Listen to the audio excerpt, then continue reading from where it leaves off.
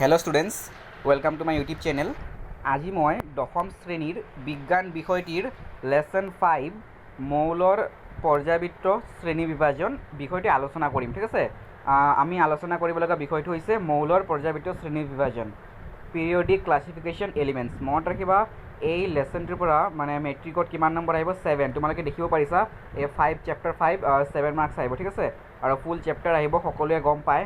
আৰু এটা গুৰুত্বপূৰ্ণ কথা যে এই লেচনটোৰ পৰা হ'বলগীয়া সকলোখিনি প্ৰশ্নৰ উত্তৰ আজি ভিডিঅ'টোৰ জৰিয়তে মই প্ৰদান কৰিম। ঠিক আছে, সকলো শ্বৰ্ট কুৱেশ্যনৰ পৰা আৰম্ভ কৰি প্ৰেক্টিকেল টাইপ প্ৰশ্ন কেনেকৈ বুজিব লাগে সকলোখিনি মই এই ভিডিঅ'টোৰ জৰিয়তে বুজাই যাম। ঠিক আছে, আৰু এটা গুৰুত্বপূৰ্ণ কথা যে এই বিজ্ঞান বিষয়টিৰ 5 নম্বৰ অধ্যায়টিৰ পৰা মানে শ্বৰ্ট কুৱেশ্যন যিবোৰ আহিব, শ্বৰ্ট কুৱেশ্যন মেট্ৰিকৰ যিবোৰ আহি গৈছে, সেইবোৰ মই এই ভিডিঅ'টোৰ জৰিয়তেই মানে প্ৰদান কৰিম। এনচাৰবোৰ তোমালোকে এটা কাম কৰিবা, ভিডিঅ'টো যদি সম্পূৰ্ণ মানে চাই ল'বা, চোৱাৰ আগতে স্কিপ কৰি এনচাৰবোৰ লিখি যাবা, আৰু নহ'লে ভিডিঅ'টো ডাউনলোড কৰি লিখিবা মানে সময় অনুযায়ী। গতিকে দেৰি নকৰি ভিডিঅ'টো আমি আৰম্ভ কৰোঁ, আৰু চিন্তা কৰিবলগীয়া একো বিষয় নাই, সকলো প্ৰশ্নৰ উত্তৰ এই ভিডিঅ'টোৰ জৰিয়তে প্ৰদান কৰিম। গতিকে এতিয়া মই এনচাৰবোৰ এটা এটাকৈ ষ্টাৰ্ট কৰি আছোঁ। এনচাৰবোৰ এতিয়া মই তোমালোকক দেখাই যাম। গতিকে এনচাৰবোৰ মই 1 নম্বৰী প্ৰশ্নৰ পৰাই আৰম্ভ কৰিম। ঠিক আছে, তো এনচাৰ অন হৈ আছে, অন হৈ গ'ল, আমাৰ লেচনটো অন হৈ গ'ল। গতিকে মৌলৰ পৰ্যাবৃত্ত শ্ৰেণী বিভাজন মনত ৰাখিব, ইয়াতে মানে ৰাখিবলগীয়া কথা যে ইয়াতে মানে মৌলৰ মানে পৰ্যাবৃত্ত শ্ৰেণী বিভাজন, ইয়াতে মডাৰ্ণ ক্লাছিফিকেশ্যন টেবুলৰ কথা পাম। ঠিক আছে, তো ইয়াতে গুৰুত্বপূৰ্ণ প্ৰশ্ন এইটোৱে যে 1 নম্বৰ 2 নম্বৰ 3 নম্বৰ মই 1 মাৰ্কছৰ আহিব পাৰে, 3 মাৰ্কছৰ আহিব পাৰে। ঠিক আছে, আৰু মনত ৰাখিব 3 মাৰ্কছৰ আহিলে 1 আৰু 2 প্লাছ কৰি দিয়ে। গতিকে 1 নম্বৰ প্ৰশ্নটো মানে ধাতু গল্প কাক বোলে, 3টা উদাহৰণ দিয়া। এই প্ৰশ্নটো 2015 মেট্ৰিকত আহিছিলে যে এটা ধাতু গল্পৰ উদাহৰণ দিয়া, তোমালোকে দিবা বৰণ, চিলিকন। ঠিক আছে, আৰু ধাতু গল্প কাক বোলে, মানে যিবোৰ মৌলয় ধাতু আৰু অধাতু দুয়োটা ধৰ্মই দেখুৱায় তাকে ধাতু গল্প বোলে। ঠিক আছে, দুয়োটা ধৰ্মই দেখাব তাকে ধাতু গল্প বোলে, বৰণে দেখায়, চিলিকনে দেখায়। ঠিক আছে, ইয়াৰ পিছত গুৰুত্বপূৰ্ণ প্ৰশ্ন এই অধ্যায়টিৰ, আধুনিক পৰ্যাবৃত্ত সূত্ৰটো কি আছিলে? আধুনিক পৰ্যাবৃত্ত সূত্ৰটো কি আছিলে? উত্তৰটো একদম মানে পাৰফেক্টলি পূৰ্ণ ৰূপত লিখা আছে, লিখি ল'বা তোমালোকে চাই মই সকলো প্ৰশ্নৰ উত্তৰ মানে পঢ়ি নিদিওঁ, নহ'লে ভিডিঅ'টো বহুত দীঘলীয়া হ'ব। ঠিক আছে, তোমালোকৰো মানে লিখাত অসুবিধা হ'ব পাৰে, সেইকাৰণে বুজাটো অসুবিধা হ'ব পাৰে। সেইকাৰণে মই কৈছোঁ যে তোমালোকৰ একো অসুবিধা নহওক, তোমালোকে ভিডিঅ'টো সম্পূৰ্ণ চাই লিখি যাবা। ঠিক আছে, এতিয়া মই নেক্সট প্ৰশ্নলৈ আহিছোঁ, তোমালোকে 2টো লিখি ল'বা, অতি গুৰুত্বপূৰ্ণ। আধুনিক পৰ্যাবৃত্ত সূত্ৰটো কি আছিলে? ঠিক আছে, লিখা আছে আধুনিক পৰ্যাবৃত্ত সূত্ৰটো হ'ল, তোমালোকে চাই ল'বা। 3 নম্বৰ, পৰ্যায় আৰু বৰ্গ কি? ঠিক আছে, তোমালোকৰ প্ৰশ্ন আহিব পাৰে পৰ্যায় আৰু বৰ্গ কাক বোলে। ঠিক আছে, পৰ্যাবৃত্ত তালিকাত কিমানটা পৰ্যায় আৰু বৰ্গ থাকে? এইটো অতি গুৰুত্বপূৰ্ণ দেই, এইটো অতি গুৰুত্বপূৰ্ণ। ঠিক আছে, মানে পৰ্যাবৃত্ত তালিকাত 7টা পৰ্যায় আৰু 18টা বৰ্গ থাকে, এইটো সকলোৱে জানে। এইটো তোমালোকক মেট্ৰিকত 1 মাৰ্কছৰ কুৱেশ্যন হিচাপেও আহিব পাৰে। 1 মাৰ্কছৰ কুৱেশ্যন হিচাপে আহিলে কেনেকৈ আহিব জানা? তোমালোকৰ 1 মাৰ্কছৰ কুৱেশ্যন হিচাপে আহিব যে আধুনিক পৰ্যাবৃত্ত তালিকাত কেইটা বৰ্গৰ সংখ্যা আছে? তোমালোকক অপশ্যন দি দিব, MCQ হিচাপে দিব পাৰে। ঠিক আছে, চিন্তা একো নকৰিবা, তোমালোকে গোটেই এনচাৰ পাবা এই লেচনটোৰ পৰা। লং কুৱেশ্যনো আছে শেষৰ ফালে। 4 নম্বৰটো তোমালোকে জানাই যে মেগনেছিয়ামৰ দৰে ৰাসায়নিক বিক্ৰিয়া দেখুৱাব বুলি ভাবা তুমি 2টা মৌলৰ নাম কোৱা। ঠিক আছে, তো তুমি ক'বা মেগনেছিয়ামৰ দৰে ৰাসায়নিক বিক্ৰিয়া দেখুৱাব। ঠিক আছে, তো মেগনেছিয়ামৰ দৰে ৰাসায়নিক বিক্ৰিয়া কোনবোৰে দেখাব? মেগনেছিয়ামৰ আমাৰ মানে কি কয় পাৰমাণৱিক সংখ্যা কিমান, পৰমাণু ক্ৰম কিমান? মেগনেছিয়ামৰ 12। ঠিক আছে, 12 282। ঠিক আছে, 282 এইটো হ'ল মেগনেছিয়ামৰ মানে টোটেল পাৰমাণৱিক সংখ্যা 11, আৰু 282 হ'ল ইলেক্ট্ৰনীয় বিন্যাস। ঠিক আছে, তো লাষ্টত কি আছে? 2। তো বেলেগ মৌলৰ কি আছে? বেৰিলিয়ামৰ আমাৰ 2 আছে। ঠিক আছে, কেলছিয়ামৰ লাষ্টত 2 আছে, বেৰিলিয়ামৰ 4 2 2। ঠিক আছে, আৰু কেলছিয়ামৰ কিমান? 20 2882। ঠিক আছে, তো লাষ্টত 2টাৰে 2 আছে, 2টা মিলি গ'ল মেগনেছিয়ামৰ লগত, গতিকে ৰাসায়নিক বিক্ৰিয়া দেখুৱাব। বুজি পাইছা? অতি গুৰুত্বপূৰ্ণ। কিবা অসুবিধা হ'লে কমেণ্ট কৰি দিবা। এতিয়া বেলেগ প্ৰশ্নলৈ আহিছোঁ মই, এতিয়া পৰৱৰ্তী প্ৰশ্নলৈ আহিছোঁ। পৰৱৰ্তী প্ৰশ্ন 5 নম্বৰ, এইটো কিতাপৰ প্ৰশ্ন, অতি গুৰুত্বপূৰ্ণ। পিছে এইটো মেট্ৰিকত আহি গৈছে দেই প্ৰশ্নটো। নিউলেন্সৰ অস্ত্ৰ সূত্ৰটো কি? ইয়াৰ সুবিধাসমূহ কি আছিলে? নিউলেন্সৰ অস্ত্ৰ সূত্ৰ কি আছিলে? ইয়াৰ অসুবিধাসমূহ কি আছিলে? অসুবিধা বা সীমাবদ্ধতা। কেতিয়াবা মেট্ৰিকত দি দিয়ে যে অসুবিধাৰ জেগাত সীমাবদ্ধতা দি দিয়ে, ষ্টুডেণ্টে এৰি আহে। সেনেকুৱা কথা নহয়, একে এনচাৰ হ'ব। ঠিক আছে, একদম ভালকৈ লিখিবা এনচাৰটো। মই কুৱেশ্যনটো ধুনীয়াকৈ পঢ়ি দিছোঁ যে নিউলেন্সৰ অস্ত্ৰ সূত্ৰ কি, ইয়াৰ অসুবিধা বা সীমাবদ্ধতাসমূহ কি আছিলে। ঠিক আছে, মই পইণ্ট ৱাইজ কৰি লিখি দিছোঁ। এতিয়া নেক্সট প্ৰশ্ন আহিছোঁ 6 নম্বৰ প্ৰশ্ন। 6 নম্বৰ প্ৰশ্নটো হৈছে ডবা ৰেনাৰ্ডৰ টায়াৰ্ডৰ সূত্ৰটো কি আছিলে? ডবা ৰেনাৰ্ডৰ টায়াৰ্ডৰ সূত্ৰটো কি আছিলে? ডবা ৰেনাৰ্ডৰ টায়াৰ্ডৰ সূত্ৰটো হ'ল এইদৰে, মই লিখি দিছোঁ, তোমালোকে চাই লিখি ল'বা ভিডিঅ'টো প'জ কৰি, ঠিক আছে? আৰু এতিয়া নেক্সট প্ৰশ্নলৈ যাম। নিউলেন্সৰ অষ্টক সূত্ৰটো এইটো ইম্পৰ্টেণ্ট।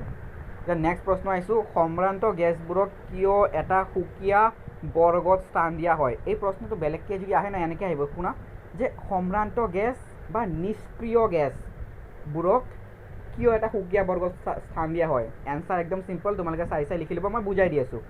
সম্ভ্ৰান্ত গেছ বা নিষ্ক্ৰিয় গেছবোৰক এটা সুকীয়া বৰ্গত স্থান দিয়া হয় কিয়নো এইবোৰে অন্য মৌলৰ লগত ৰাসায়নিক বিক্ৰিয়া নেদেখুৱায়, কিয়নো ইহঁতৰ বহিঃশূল অৰ্থাৎ শেষৰ কক্ষটো অৰ্থাৎ যোজক কক্ষটো, ঠিক আছে, ইহঁতৰ ইলেক্ট্ৰনৰ বিন্যাস মানে একদম যোজক কক্ষত যোনটো থাকে, ঠিক আছে, মানে ইলেক্ট্ৰন এটাৰ শেষৰ কক্ষটোকে যোজক কক্ষত বুলি কোৱা হয়, ঠিক আছে, পূৰ্ণ হৈ থাকে, ঠিক আছে, ইহঁতৰ বহিঃশূলটো পূৰ্ণ হৈ থাকে, সেইকাৰণে ইহঁতে অন্য মৌলৰ লগত মানে বিক্ৰিয়া নকৰে, ৰাসায়নিক বিক্ৰিয়া নেদেখায়।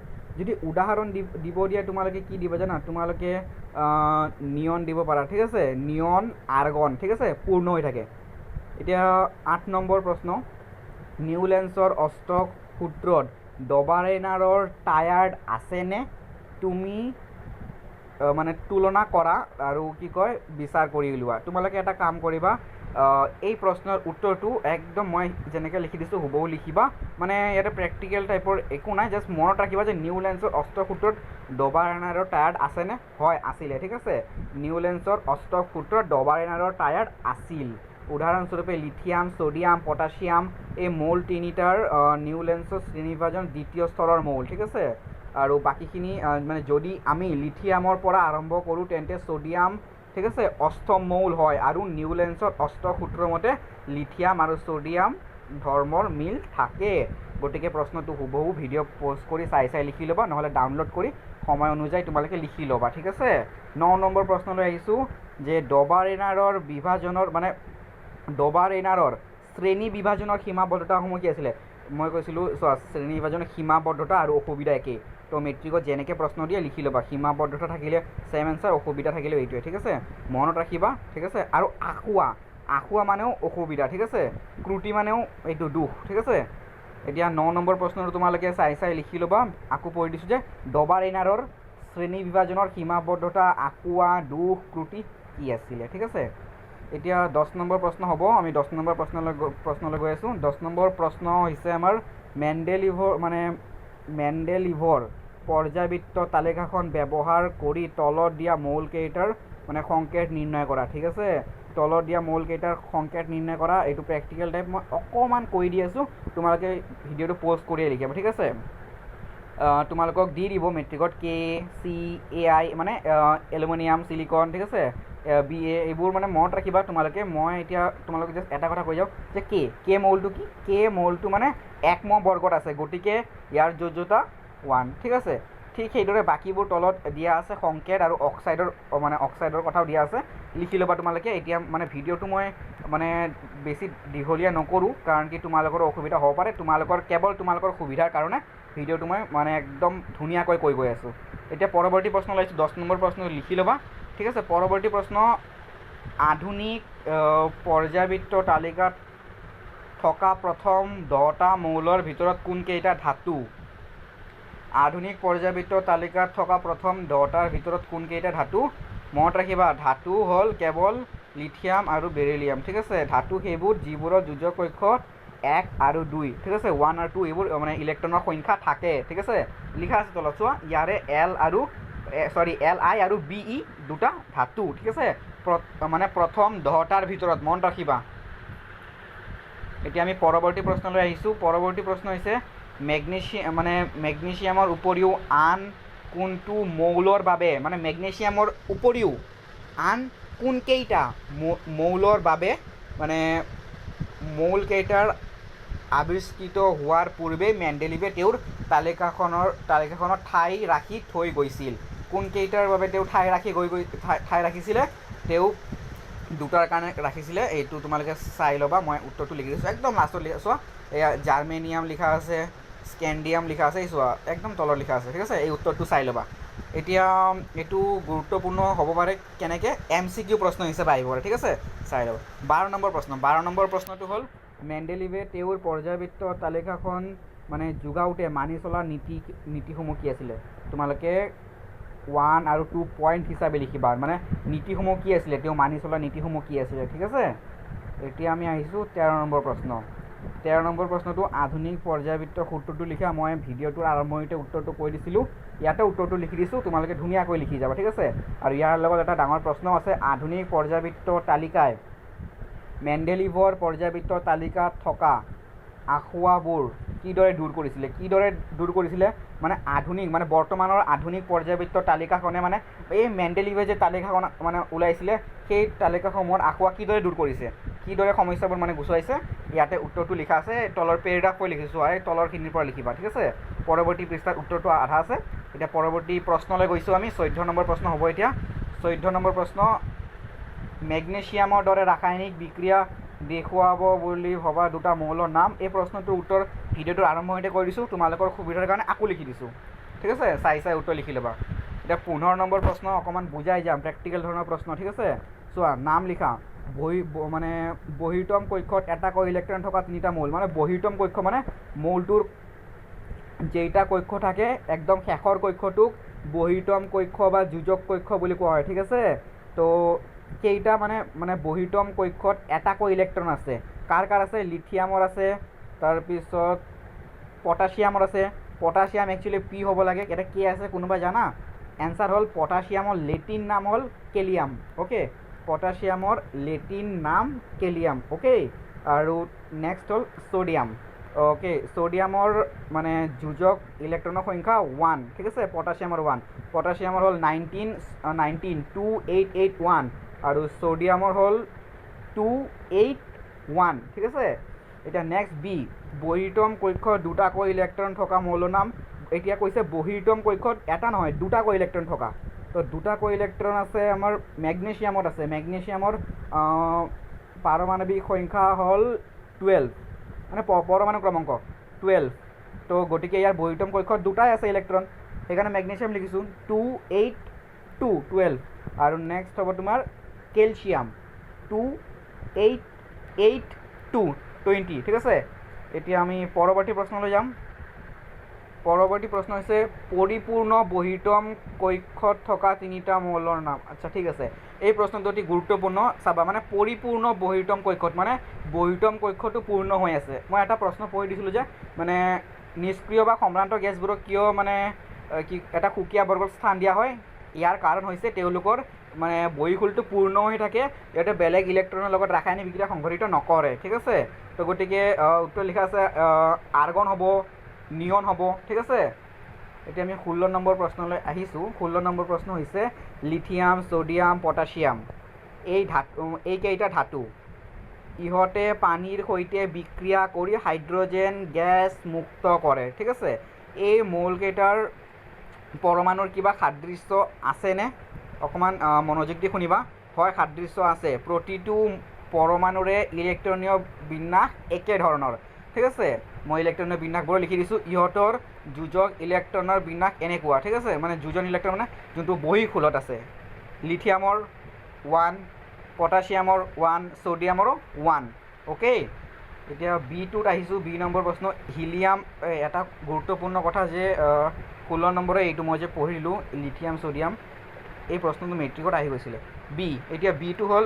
হিলিয়াম এটা নিষ্ক্ৰিয় গেছ আৰু নিয়নো এটা প্ৰায় নিষ্ক্ৰিয় গেছ ইহঁতৰ পৰমাণুবোৰৰ মাজত কি মিল থকা দেখা যায় ছাত্ৰ ছাত্ৰীসকল এই প্ৰশ্নবোৰ কিতাপৰে প্ৰশ্ন হয় ঠিক আছে কিতাপত হুবহু আছিলে মই এনচাৰো লিখি গৈছোঁ গতিকে উত্তৰটো মই লিখি দিছোঁ তোমালোকে ভিডিঅ'টো প'ষ্ট কৰি লিখিবা আৰু কি কয় কিবা অসুবিধা হ'লে কমেণ্ট কৰি দিবা ঠিক আছে এতিয়া পৰৱৰ্তী প্ৰশ্নলৈ আগবাঢ়িছোঁ পৰৱৰ্তী প্ৰশ্ন হৈছে 17 নম্বৰ প্ৰশ্ন নাইট্ৰজেনৰ পাৰমাণৱিক সংখ্যা আৰু পৰমাণু ক্ৰমাংক একে 7 ঠিক আছে আৰু ফছফৰাছৰ পাৰমাণৱিক সংখ্যা 15 পৰ্যায়বৃত্ত তালিকাত বৰ্গ 15 থাকে এই মৌল দুটাৰ ইলেক্ট্ৰনীয় বিন্যাস লিখা ইহঁতৰ কোনটো বেছি বিদ্যুৎ ঋণাত্মক হ'ব আৰু কিয়, ঠিক আছে। এই প্ৰশ্নটো মই ষ্টেপ বাই ষ্টেপ লিখি গৈছোঁ তোমালোকৰ সুবিধাৰ কাৰণে, একদম মানে ভাঙি কেনে লিখি দিছোঁ। তোমালোকে পঢ়িবা, ভিডিঅ'টো দৰকাৰ হ'লে ৰখাই কেনে প'জ কৰি চাই লিখি ল'বা, ঠিক আছে। অ'কে, এতিয়া মই অকণমান কৈ দি আছোঁ যে নাইট্ৰজেনৰ পাৰমাণৱিক সংখ্যা 7, ইয়াৰ ইলেক্ট্ৰনীয় বিন্যাস 25, ফছফৰাছৰ পাৰমাণৱিক সংখ্যা 15, ইয়াৰ ইলেক্ট্ৰনীয় বিন্যাস 285, ঠিক আছে। গতিকে যোজক ইলেক্ট্ৰনৰ সংখ্যা দুটাৰে সমান, ঠিক আছে। আৰু বাকী নাইট্ৰজেনৰ যোজক কক্ষ দুটাৰ হোৱা বাবে মানে সমান হোৱা বাবে ফছফৰাছ অধিক বিদ্যুৎ ঋণাত্মক, ঠিক আছে। কাৰণ নাইট্ৰজেনৰ আকাৰ সৰু হোৱা বাবে অতি সহজে ইলেক্ট্ৰন গ্ৰহণ কৰি বিদ্যুৎ ঋণাত্মক মৌলত পৰিণত হ'ব পাৰে। তোমালোকে মই আকৌ কৈছোঁ, ভিডিঅ'টো কি কৰিবা, প'জ কৰি লিখি ল'বা, সুবিধা হ'ব। এতিয়া পৰৱৰ্তী প্ৰশ্নলৈ আহিছোঁ। আধুনিক পৰ্যায়বৃত্তৰ তালিকাত কেলছিয়ামৰ পাৰমাণৱিক সংখ্যা 20, ঠিক আছে, 20, 12, 19, 21 আৰু 38, ঠিক আছে। 12, 19, 21 আৰু 38 পাৰমাণৱিক সংখ্যা বিশিষ্ট মৌলকেইটাৰ দ্বাৰা পৰিবেষ্টিত হৈ আছে। এইকেইটাৰ কাৰ ভৌতিক আৰু ৰাসায়নিক ধৰ্মসমূহ কেলছিয়ামৰ সৈতে মিল আছে।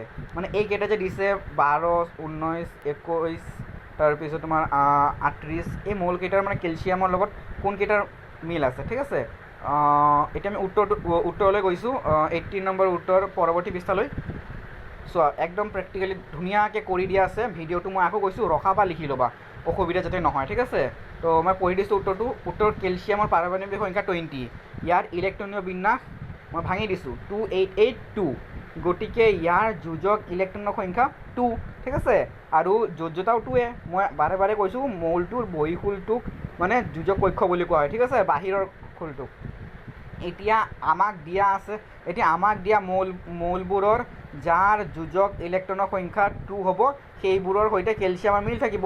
গতিকে কেলছিয়ামৰ যিহেতু 2 যোজক কক্ষত, এতিয়া আমাক যি মৌল দিছে মই ধুনীয়াকৈ লিখি গৈছোঁ, বুজাই যাম, ঠিক আছে। কেলছিয়ামৰ 2, গতিকে যাৰ এতিয়া 2 হ'ব, মিল থাকিব। পাৰমাণৱিক সংখ্যা মেগনেছিয়ামৰ 12, ইলেক্ট্ৰনীয় বিন্যাস 282, মিল আছে। পাৰমাণৱিক সংখ্যা 19 মানে পটাছিয়াম, ইলেক্ট্ৰনীয় বিন্যাস 281। নেক্সট পাৰমাণৱিক সংখ্যা তোমাৰ 20, টোটেল 20, ইলেক্ট্ৰনীয় বিন্যাস কেনেকৈ ভাগ কৰিবা, 283 হ'ব ইয়াতে, ঠিক আছে। এতিয়া নেক্সট আহিলোঁ পাৰমাণৱিক সংখ্যা 38, ইয়াৰ ইলেক্ট্ৰনীয় বিন্যাস হ'ব 28882, ঠিক আছে। একদম ভাঙি দিবা, ঠিক আছে। গতিকে দেখা গ'ল যে কাৰ সৈতে সম্পৰ্ক হ'ব, গতিকে দেখা গ'ল যে কেলছিয়ামৰ লগত 12 আৰু 38ৰ পাৰমাণৱিক সংখ্যাযুক্ত মৌল দুটাৰ ৰাসায়নিক আৰু ভৌতিক ধৰ্ম মিলে, ঠিক আছে।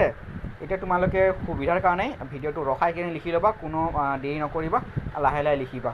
এতিয়া আমি যাম পৰৱৰ্তী প্ৰশ্নলৈ আহিছোঁ। পৰৱৰ্তী প্ৰশ্ন মানে কিতাপ ভিত্তিক হয়, কিতাপ ভিত্তিক ভিতৰুৱা প্ৰশ্ন হয়, ভিতৰুৱা প্ৰশ্ন ওলোৱা হৈছে, ঠিক আছে। ইয়াতে তোমালোকক এই 20 নম্বৰ প্ৰশ্নটো অতি দৰকাৰী, তথাপি মই 19 নম্বৰৰ পৰা আহিছোঁ। 19 নম্বৰত MCQ হিচাপে আছে, তোমালোকৰ সুবিধাৰ কাৰণে MCQ প্ৰশ্ন লিখি দিছোঁ। ইলেক্ট্ৰনপূৰ্ণ দুটা কক্ষ, ঠিক আছে, তুমি নিয়ন লিখি দিবা 10, তাৰপিছত তোমাৰ 282 ইলেক্ট্ৰনীয় বিন্যাস, ইয়াৰ পাৰমাণৱিক সংখ্যা কিমান হ'ব, 12, মেগনেছিয়াম, এনেকুৱা ধৰণৰ প্ৰশ্ন আহিব। তুমি ভিডিঅ'টো মানে তোমালোকে সকলোৱে ৰখাই ধুনীয়াকৈ লিখি ল'বা। এই প্ৰশ্নটো মেট্ৰিকৰ আহিছিলে 19 নম্বৰৰ, তোমালোকৰ D2, ঠিক আছে, চাবা। আৰু D2ৰ লগত আৰু এটা সম্পৰ্ক আছিলে, মই ভিডিঅ'টোৰ আৰম্ভণিতে কৈছিলোঁ, বুজাই গৈছিলোঁ, ঠিক আছে, যে ফাৰ্ষ্ট প্ৰশ্নটো আছিলে যে ধাতুকল্পৰ কাক বোলে, ধাতুকল্পৰ উদাহৰণ দিয়া, ঠিক আছে। তাত সেই প্ৰশ্নটো চাই ল'বা। এতিয়া 20 নম্বৰ প্ৰশ্নটো কৈছিলোঁ গুৰুত্বপূৰ্ণ। 20 নম্বৰ প্ৰশ্নটো মেণ্ডেলিভৰ পৰ্যায়বৃত্ত তালিকা আৰু আধুনিক পৰ্যায়বৃত্ত তালিকাৰ মৌলৰ শ্ৰেণী বিভাজনৰ তুলনা কৰা, ঠিক আছে। তো গতিকে উত্তৰ তুলনা মানে পাৰ্থক্য দেই, ঠিক আছে। তো এক চাইডে লিখিবা মেণ্ডেলিভৰ পৰ্যায়বৃত্ত তালিকা আৰু ছাইডত লিখিবা আধুনিক পৰ্যায়বৃত্ত তালিকা, ঠিক আছে। গতিকে বৰ্গ আৰু পৰ্যায়ৰ ক্ষেত্ৰতো তোমালোকৰ পাৰ্থক্য আহিব, আৰু সম্ভ্ৰান্ত গেছৰ ক্ষেত্ৰতো তেওঁলোকৰ পাৰ্থক্য আহিব, ঠিক আছে। এতিয়া পৰৱৰ্তী প্ৰশ্ন মই কিতাপ ভিত্তিক ভিতৰুৱা MCQ কুৱেশ্যনত আগবাঢ়িছোঁ। MCQ কুৱেশ্যন 21 নম্বৰৰ পৰা মই ABCD দি গৈছোঁ, তোমালোকে ধুনীয়াকৈ লিখি ল'বা। ইয়াৰে 21ৰ D নম্বৰটো মই অকণমান বুজাই দিম, যে বৰ্গ একৰ মৌলসমূহৰ যোজ্যতা কিমান, 1 হয়, মনত ৰাখিবা, ঠিক আছে। অ'কে, আৰু তোমালোকৰ এতিয়া 4, মই যে এটা 4 নম্বৰ দিছোঁ, এইটো কিতাপত থকা 4 নম্বৰ প্ৰশ্নৰ উত্তৰ হয় হুবহু, ঠিক আছে। তোমালোকে চাই চাই লিখি ল'বা। এতিয়া পৰৱৰ্তী প্ৰশ্নলৈ আহিছোঁ। পৰৱৰ্তী প্ৰশ্ন এইটো শেষ পৃষ্ঠা আৰু এইকেইটা ভিতৰুৱা প্ৰশ্ন তোমালোকে চাই চাই লিখি ল'বা যে মই আকৌ 21ৰ ডিটো কিয় গুৰুত্বপূৰ্ণ বুলি কৈছিলোঁ। চোৱা, আকৌ মই উত্তৰটো লিখি দিছোঁ যে বৰ্গ একৰ মূলসমূহত যোজিত 1 হয়। বাকীবোৰো তোমালোকে চাই ল'বা, A B C D কে চাই ল'বা, ঠিক আছে। গতিকে এই ভিডিঅ'টোৰ কিতাপৰ গোটেইখিনি MCQ কুৱেশ্যন, ভিতৰুৱা কুৱেশ্যন গোটেইখিনি আলোচনা কৰা হৈছে। ইয়াৰ লগতে তোমালোকক মই কিতাপৰ সকলো প্ৰশ্ন মই উদাহৰণৰ লগতে বুজাই কৈছোঁ। কিবা অসুবিধা হ'লে কমেণ্ট কৰিবা আৰু তোমালোকে ভিডিঅ'টো কি কৰিবা, লাইক কৰিবা, শ্বেয়াৰ কৰিবা আৰু ছাবস্ক্ৰাইব কৰি থৈ দিবা। ছাবস্ক্ৰাইব কৰাৰ কাৰণে কিয় কৈছোঁ, ভিডিঅ'ৰ ন'টিফিকেশ্যন পাই থাকিবা, কিয়নো কেৱল ছায়েন্স বুলি নহয়, science, English, Hindi, social, English grammar, each and everything মই ভিডিঅ' আপলোড কৰিম। তোমালোকে যিমান পাৰা শ্বেয়াৰ কৰিবা, বেলেগক দিবা, যাতে ভিডিঅ'বোৰ আপডেট সোনকালে পাই থাকা। যিমান শ্বেয়াৰ কৰিবা সিমান ভিডিঅ' পাই থাকিবা সোনকালে। গতিকে আশা কৰোঁ কিবা সকলোৱে বুজি পাইছা। কিবা অসুবিধা হ'লে কমেণ্ট কৰিবা, ঠিক আছে। গতিকে আজিৰ কাৰণে ভিডিঅ'টো